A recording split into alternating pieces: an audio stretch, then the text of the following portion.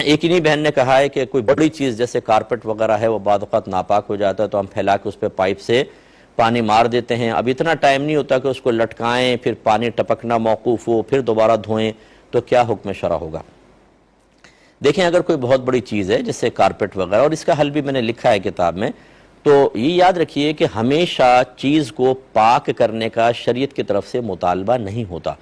یہ وہیں ہوتا ہے کہ جہاں پہ آپ نے وہاں فرض کر لیں نماز پڑھنی ہے, یا بار بار وہاں گیلا ہاتھ یا پیر پڑے گا اور اس وہ نجاست کے ساتھ مل کر آپ کو الٹا ناپاک کر دے گا, وہاں مطالبہ شرع ہوتا ہے. لیکن اگر جیسے بڑے کارپٹ پہ بچے نے پیشاب کر دیا, اب اس کو اٹھانا اس کو دھونا واقعی ایک آزمائش ہے, تو آپ یوں کر سکتے ہیں کہ اس کے اوپر پہلے وہ اس کو کس طرح سک وغیرہ کر لیں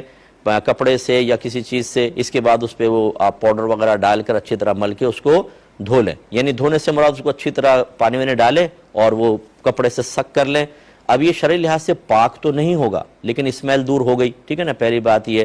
اب آپ اگر اس پہ نماز پڑھنا چاہیں تو مصلی رکھ کر اوپر نماز پڑھ سکتے ہیں, اور حد کوشش کیجئے کہ گیلا پیر براہ راست اس پہ نہ پڑے, تو بس باقی یہ شریعت کی طرف سے مطالبہ نہیں ہوگا کہ اس کو پاک کریں. ہاں اگر ایسا ہی ہے کہ آپ نے اسی جگہ نماز پڑھنی ہے, بار بار پاؤں پڑے گا, تو پھر آپ کو کرنا چاہیے, ورنہ اس تکلفات میں آپ نہ پڑھیں, اس کی گنجائش نکلتی ہے. اب اگر فرض کر لیں آپ کرتے ہیں اور آپ سمجھتے ہیں کہ اس کو پاک کرنا ہی ہوگا, تو پھر آپ یہ کریں کہ آپ اس کو بچھا کر کسی جگہ پر اور اس پہ پانی سے پائپ سے پانی وغیرہ ڈالیں, اور اتنا ڈالتے رہیں کہ آپ کو اطمینان ہو جائے کہ پانی نجاست کو اپنے ساتھ بہا کر لے گیا, تو یہ پاک ہو جائے گا. ورنہ تیسرا وہی ہے جو آپ نے کہا, یا ایک چوتھا بھی آپشن ہے کہ اس کو دھوبی کو دے دیں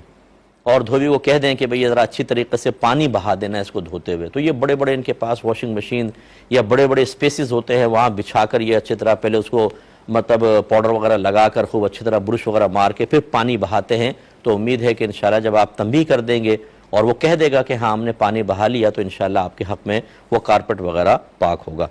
انہی بہن نے کہا کہ بعض اوقات جیسے مرد حضرات موٹر سائیکل چلا رہے ہوتے ہیں, گلیوں میں گٹر کا پانی ہوتا ہے, وہ ڈس بیلنس ہو جاتی ہے نا, وہ پاؤں پانی میں پڑ گیا, اب اس کے بعد پیڈل کے اوپر پاؤں رکھا, تو پیڈل کا کیا شرعی حکم ہوگا؟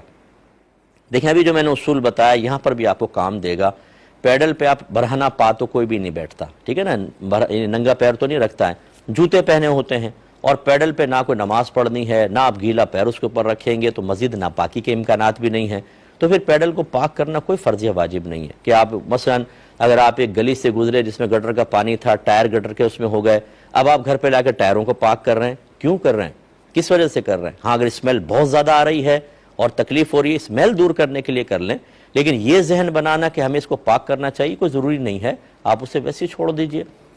ہاں یہ ہے کہ گیلا اگر ہے تو گیلے کو یہ نہیں کہ وہ صحن میں چلانا شروع کر دیں, وہ سارا ناپاکی پھیل جائے, ایک جگہ کھڑا کر دیں یا گلی سے باہر ہی کھڑی ہوتی ہیں, خشک ہو جائے گا, بس ٹھیک ہے, پھر چھوڑ دیجئے اس کو, مزید کوئی تکلف کرنے کی حاجت نہیں ہے.